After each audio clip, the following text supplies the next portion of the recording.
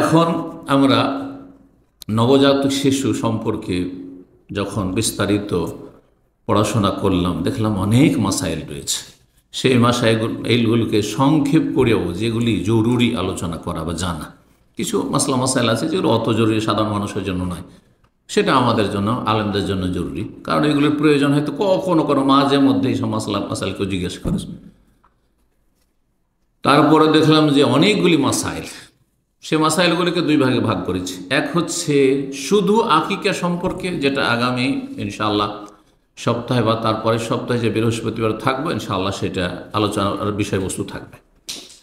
কারণ একদিনে দুটো আলোচনা করা সম্ভব নয়। আকিকাও করবার অন্যান্য বিধিবিধানগুলি, মাসাইলগুলি আলোচনা করব একদিন সম্ভব না, অন্তত 2-2.5 ঘন্টা লাগবে। আর আমাদের আলোচনা বৃহস্পতিবার 1 ঘন্টা। আজকে যে বিষয়গুলি বলবো সেটা আকিকা ছাড়া বাকি যেসব মাসাইল নবজাতক শিশুর সাথে সম্পর্কিত সেগুলি নিয়ে। 1 নম্বর যে বিষয়টি সেটি হচ্ছে বাচ্চা যখন মাতৃগর্ভে এসেছে, যখন কনসেপ্ট করেছে আজকালকার ভাষায়, পজিটিভ হয়েছে, তাই না, গর্ভধারণ করেছে, তখন থেকেই বাচ্চাকে মানুষ শয়তান, জিন শয়তান অনিষ্ট থেকে সুরক্ষিত করার জন্য, হেফাজতের জন্য আপনি আল্লাহর আশ্রয়ে রাখবেন, মানে আল্লাহর হাওয়ালা করবেন, আল্লাহর কাছে আশ্রয় কামনা করবেন, ইস্তিয়াজা পানা চাইবেন, সুরক্ষিত করবেন। বাচ্চা ভূমিষ্ঠ হওয়ার আগেই, মাতৃগর্ভে আসার সময়, তার আগে, বরং তারও আগে, প্রথম যে বিষয়টি সেটা হচ্ছে তার আগে, মাতৃগর্ভে আসেনি, আসবে, তার ব্যবস্থা চলছে, তার যে উপায় উপকরণ রয়েছে, মাধ্যম রয়েছে, অর্থাৎ সহবাসের সময় আপনি বিনা দোয়া পড়াতে যেই দোয়া আপনার বাচ্চাকে সুরক্ষিত রাখবে, স্বামী স্ত্রীকে সুরক্ষিত রাখবে জিন শয়তান, মানুষ শয়তান অনিষ্ট থেকে, জি, বদনজর থেকে এবং অন্যান্য আরও সব ক্ষতি থেকে, তারপরে শয়তান যে ক্ষতি করে সব ক্ষতি থেকে, তার জন্য সহবাসের দোয়া পাঠ। ইবনে আব্বাস রাদিয়াল্লাহু তাআলা আনহুমা থেকে হাদিস বর্ণিত হয়েছে, নবী সাল্লাল্লাহু আলাইহি ওয়াসাল্লাম বলেছেন, সহিহ বুখারীর হাদিস, লাউ আন্না আহাদাকুম ইযা আতা আহলাহু, তোমাদের কোনো ব্যক্তি যখন নিজ পরিবারের কাছে আগমন করবে, মানে সহবাস করবে, তখন বলবে বিসমিল্লাহ। মূলত এখানে বলা হয়েছে যখন সহবাস করবে, তাহলে পুরুষকে এখানে বলা হয়েছে। এই জন্য আসল হচ্ছে যে পুরুষ অবশ্যই পড়বে, কিন্তু ওলামারা বলছেন যে স্ত্রী পড়বে কিনা তার পড়ে নেওয়াটাও ভালো, উভয়ে পড়বেন এটা বেশি ভালো। কিন্তু হাদিসের ভাষায় স্পষ্ট, বিশেষভাবে পুরুষের ক্ষেত্রে এটি বলা হয়েছে, বলবে সে কি, বিসমিল্লাহ, আল্লাহর নামে শুরু করছি। আল্লাহর নাম দিয়ে শুরু করলে আপনি এতেই, বিসমিল্লাহ বললেই আপনি জিন শয়তান অনিষ্ট থেকে সুরক্ষিত হয়ে যাবেন। এই জন্য হাদিস রয়েছে, বাথরুমে যখন প্রবেশ করছেন বিসমিল্লাহ বলে একটি হাদিস রয়েছে, বিসমিল্লাহ বলে প্রবেশ করলে শয়তান তখন অন্ধ হয়ে যায়, আর দেখতে পায় না, শয়তান দেখতে পায় না। তাহলে শয়তানকে অন্ধ করে দেওয়ার জন্য, যাতে করে, যে কারণে এখানে আমাকে বিবস্ত্র হইতে হবে, হ্যাঁ, বাথরুমে আমি প্রবেশ করছি, সুতরাং শয়তানকে অন্ধ করার জন্য বিসমিল্লাহ। তারপরে বলুন আল্লাহুম্মা ইন্নী আউযু বিকা মিনাল খুবুসি ওয়াল খাবাইস, এটা বাথরুমে ঢোকার জন্য। সহবাসের সময় প্রথম বিসমিল্লাহ, তারপরে আল্লাহুম্মা জান্নিবনা শাইতান, হে আল্লাহ আমাদেরকে শয়তান থেকে দূরে রাখো, ওয়া জান্নিবিশ শাইতান, এবং শয়তানকে দূরে রাখো, মা রাযাকতানা, সেই ছেলে মেয়ে সন্তান সন্ততি থেকে যা আমাদেরকে তুমি দেবে, রিজিক দিবে।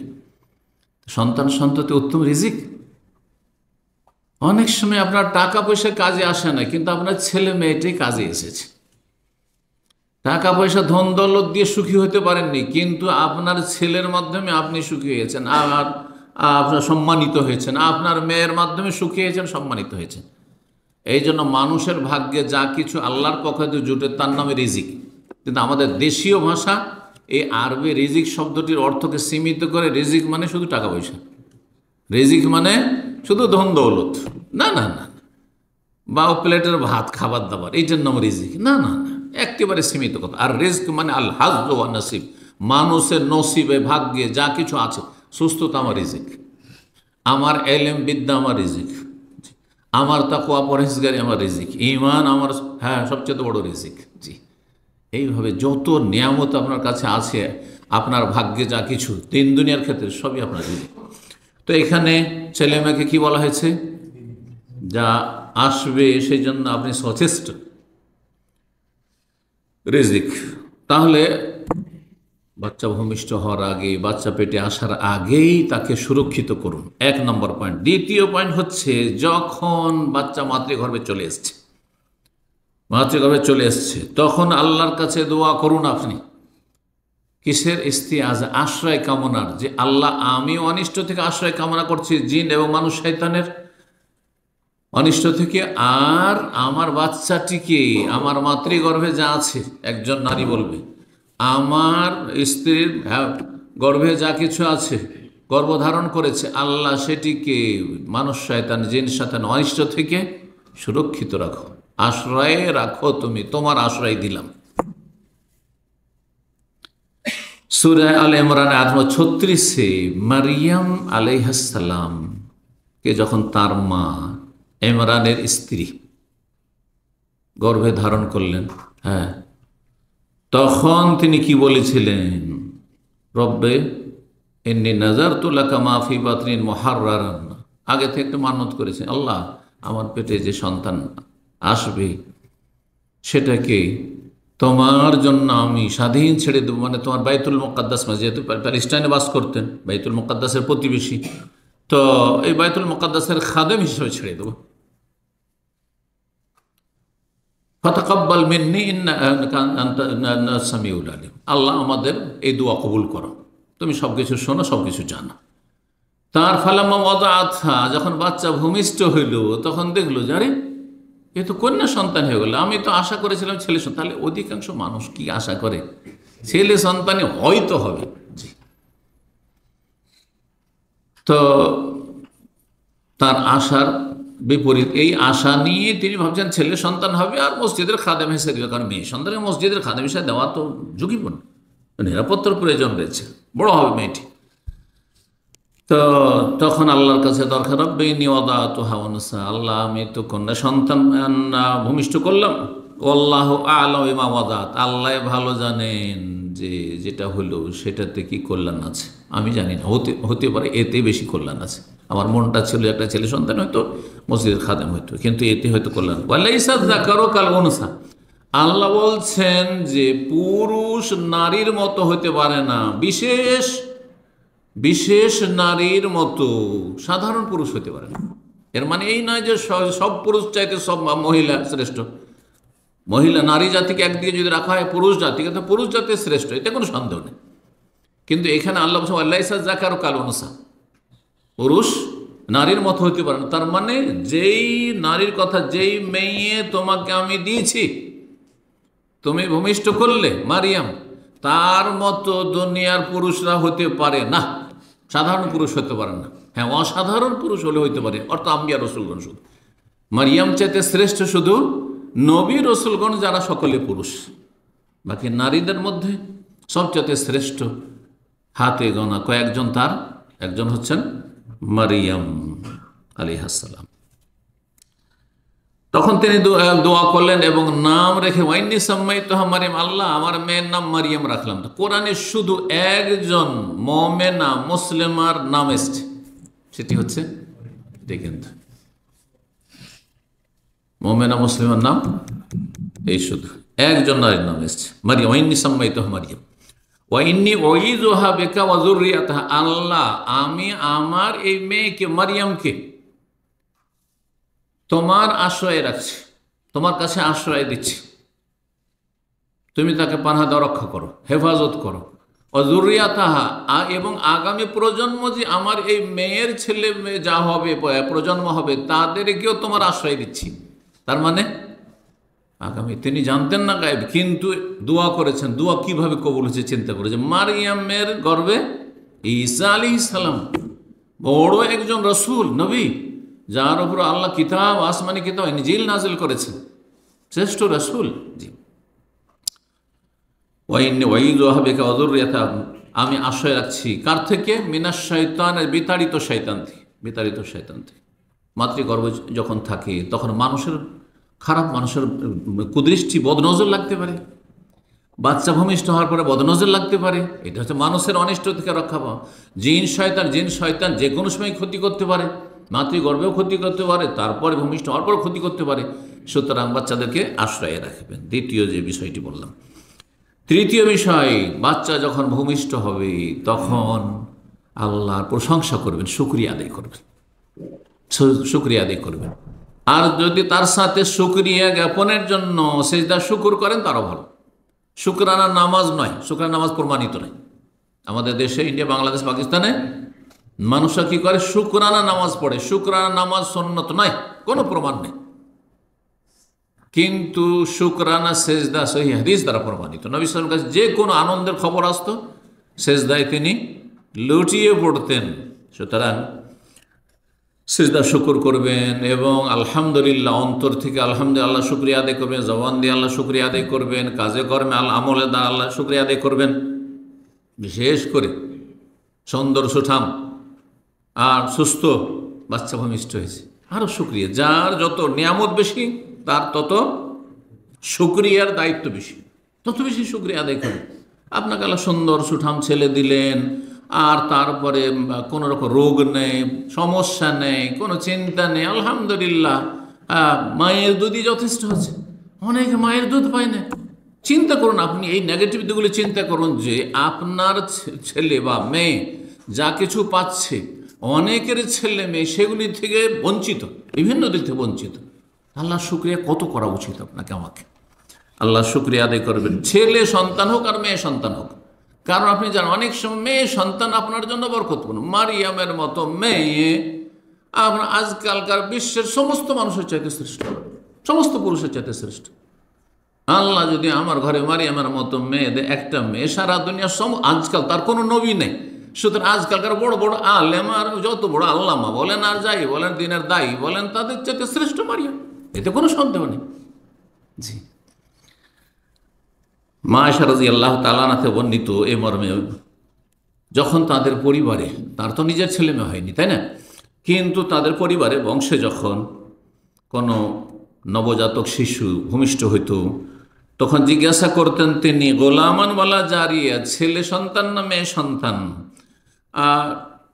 না, এটা জিজ্ঞেস করতেন না। বলছে না, এটা নিয়ে পরোয়া করতেন না যে ছেলে সন্তান না মেয়ে সন্তান, এটা জিজ্ঞেস করতেন না। কি করতেন? শুধু কেমন বাচ্চা, মানে সুস্থ হয়েছে তো? জি। কারণ অসুস্থ যদি বাচ্চা হয়, প্রতিবন্ধী হয়, তো আপনার পেরেশানির শেষ নেই। কত বড় নিয়ামত আপনার যে আপনার ছেলে প্রতিবন্ধী না, সুস্থ। সুবহানাল্লাহ। এই ছেলের সারা জীবনের জন্য আপনার কত যে কষ্টের কারণ। যাদের ঘরে প্রতিবন্ধী, মাতৃগর্ভতে প্রতিবন্ধী আছে, তারা ভুক্তভোগী। তাদেরকে জিজ্ঞাসা কি কষ্ট করে, 18 বছর, 20 বছর, 25 বছর ছেলে হয়ে যাচ্ছে, মেয়ে হয়ে যাচ্ছে, আর সে প্রতিবন্ধীকে মায়ের জন্য কত বড় কষ্টের কারণ, কত বড় বোঝা। তারপর মায়ের মায়া ফেলে দিতে পারে না, মেরে দিতে পারে না, কখনো চায় না যে মরে যেত তো ভালো হতো, চায় যে সুস্থ থাক, বেঁচে থাক। আল্লাহু আকবার। এগুলো কি মূল্যায়ন ছেলেরা করেন, মেয়েরা করেন, যে কত কষ্ট করে মা আর বাবা এই বাচ্চাগুলিকে মানুষ করছে। সুবহানাল্লাহ। আল্লাহ যেন আমাদের বুঝার তৌফিক দান করেন। যখন বলা হতো যে হ্যাঁ সুস্থ ছেলে বা সুস্থ মেয়ে, বলতেন তিনি আলহামদুলিল্লাহ রাব্বিল আলামিন। মা আয়েশার আমল তাহলে কি বলতেন? আলহামদুলিল্লাহ। তাহলে আল্লাহর শুকরিয়ার জন্য সূরা ফাতিহার প্রথম আয়াতের চাইতে উত্তম শুকরিয়ার কিছু নেই। আলহামদুলিল্লাহ কার প্রশংসা? যাবতীয় প্রশংসা সেই আল্লাহর, যিনি বিশ্বজাহানের প্রতিপালক, পালনকর্তা, রব্বুল আলামিন।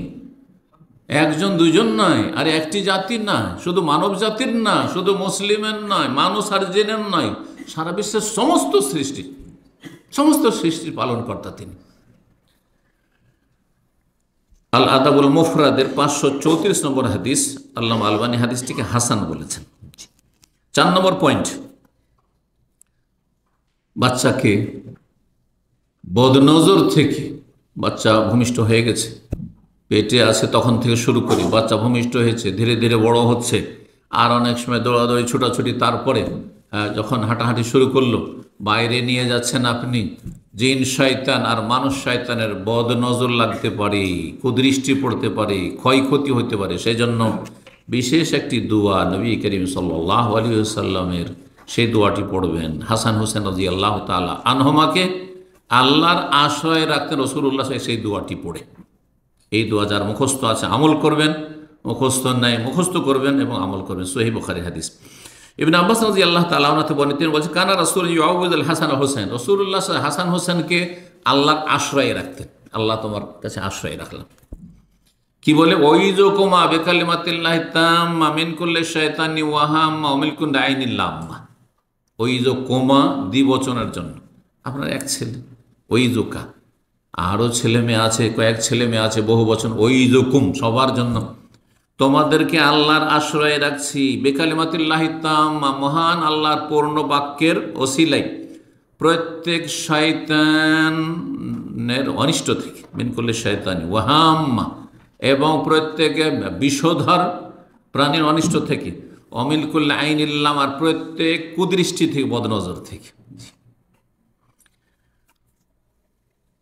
আর তারপরে বলতেন রাসূলুল্লাহ ইন্না আবাকুমা কানা ইউআউযু বিহিমা ইসমাঈল ওয়া ইসহাক, তোমাদের পিতা ইব্রাহিম খলিলুল্লাহ আলাইহিস সালাম, তিনি ইসমাইল এবং ইসহাক যে দুই ছেলে, এই দুই ছেলেকে আল্লাহর আশ্রয় রাখতেন এই দোয়া পড়ে। যে দোয়াটি পড়ে হাসান হোসেনকে আল্লাহর আশ্রয় রাখতেন, ওয়াইযুকুমা বিকালিমাতিল্লাহি তাম্মা মিন কুল্লি শাইতানি ওয়া হাম্মা ওয়া মিন কুল্লি আইনিল লাম। তাহলে এই দোয়ার ইতিহাস খুব প্রাচীন ইতিহাস, ইব্রাহিম খলিলুল্লাহ আলাইহিস সালামের সুন্নাত, রাসূলুল্লাহ দুই খলিলের সুন্নাত। সুবহানাল্লাহ। জি, সহিহ বুখারী হাদিস। 5 নম্বর বিষয়, সেটি হচ্ছে নবজাতক শিশু যখন মায়ের গর্ভ থেকে ভূমিষ্ঠ হয়ে প্রথম দুনিয়ায় আসবে, যেন প্রথম আল্লাহর নাম তার কানে পৌঁছে, সেই জন্য আজান দেওয়া। আজান দেওয়া এই বিষয়টি নিয়ে দুটো মত রয়েছে। একদল বলছেন আজান একামত দুই রকমই হাদিস জয়ীফ, সুতরাং আমল করে না। যেমন আরব দেশে সাধারণত আজান, হাসপাতালে ভূমিষ্ঠ হচ্ছে, আজানটা যেন সিস্টেম নেই, কারণ এরা মনে করে যে হাদিসটি জয়ীফ। কিন্তু আর একদল ওলামারা বলছেন যে একামতের হাদিস অত্যন্ত দুর্বল, ভিত্তিহীন, সুতরাং একামত নেই। এক কানে আজান আর এক কানে একামত, এইটার উপর আমল করবেন না। কিন্তু আজানের হাদিস হাসান, যেমন আল্লামা আলবানী রাহিমাহুল্লাহ বলেছেন। চলেন বিষয়টি বিস্তারিত আলোচনা করি। ইমাম আলবানী রাহিমাহুল্লাহ বলছেন, কওল আবু রাফে রাদিয়াল্লাহু তাআলা সাহাবী বর্ণনা করেছেন, রাআইতু রাসূলুল্লাহ সাল্লাল্লাহু আলাইহি ওয়াসাল্লাম, রাসূলুল্লাহ সাল্লাল্লাহু আলাইহি ওয়াসাল্লামকে দেখেছি, আযানা ফি উযুনিল হাসান, হাসান রাদিয়াল্লাহু তাআলা নবী সাল্লাল্লাহু বড় নাতির কানে আজান দিয়েছেন, হিনা ওয়ালাদাতু ফাতেমা, যখন তার কন্যা ফাতেমা ভূমিষ্ঠ করেছিল, মানে ফাতেমার পেট থেকে ভূমিষ্ঠ হয়েছিল।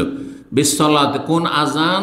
সেম সালাতের, নামাজের আজান, নামাজের মতো করে আজান দিয়েছেন, কিন্তু কানে আজান দিয়েছেন। এই নয় যে চিৎকার করে গোটা গ্রামের লোককে শোনানো, যেমন এই এক বিদাত আছে আমাদের দেশে, এটাও ঠিক নয়। আবার এক কানে আজান আর এক কানে একামত, এটাও ঠিক না।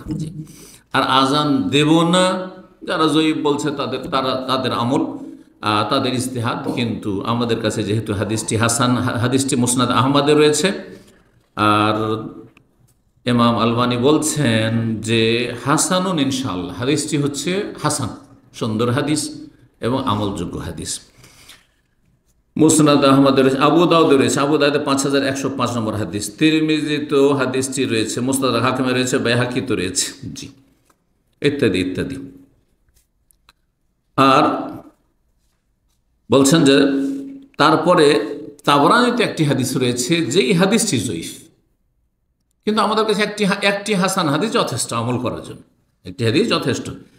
সেই হাদিসটি কি তাবরানীতে, তাতে রয়েছে আযানা ফি উযুনিল হাসান ওয়াল হুসাইন হিনা ওয়ালিদা ওয়া আমারা বিহি, হাসান হুসেন উভয়ে যখন ভূমিষ্ঠ হয়েছিল তখন তাদের কানে আজান দিয়েছিলেন নবী সাল্লাল্লাহু আলাইহি সাল্লাম, বা আজান দেওয়া হয়েছিল এবং আজান দেওয়ার নির্দেশ দিয়েছেন রাসূলুল্লাহ সাল্লাল্লাহু আলাইহি সাল্লাম। এই হাদিসটি যায়ীফ। এই হাদিসটি সম্পর্কে আল্লামা আলবানী বলছেন, ওয়া হুয়া বিহাযাল লাফজ যায়ীফুন জিদ্দান, এই হাদিসটি অত্যন্ত দুর্বল। হাসান হোসেন দুইজন সম্পর্কে যে হাদিসটি রয়েছে, এতে একজন বর্ণনাকারী রয়েছেন হাম্মাদ বিন শুআইব ইবনে মাইন রাহিমাহুল্লাহ, তাকে জয়ীফ বলেছেন। ইমাম বুখারী মুনকারুল হাদিস বলেছেন, এবং অন্য জায়গায় ইমাম বুখারী আমল বলেছেন তারা হাদিস হচ্ছে পরিত্যক্ত, তার হাদিসকে মুহাদ্দিসিন কেরাম ছেড়ে দিয়েছেন। সুতরাং এটি আমরা দলিলে পেশ করব না, জানাবার জন্য শুধু বললাম যে এই হাদিসটি সহিহ নয়, এটা দলিল হিসাবে বললাম না। কিন্তু আমাদের কাছে একটি হাদিস আমলযোগ্য হাসান, সেটি যথেষ্ট। আর আরেকটি হাদিস রয়েছে, তিনি বলছেন জয়ীফ জাল সিরিজের সিলসিলা 321 নম্বর এই কথাটি বলেছেন যে জয়ীফ হাদিসটি সম্পর্কে। তারপরে বলছেন যে আরেকটি হাদিস রয়েছে, যে হাদিসটি আমলযোগ্য, বলছেন ওয়াকাদুর রাওয়াল হাদিস ইবনে রুওয়ায়াল হাদিস আন ইবনে আব্বাস, আব্দুল্লাহ বিন আব্বাসও আরেকটি হাদিস বর্ণনা করেছেন।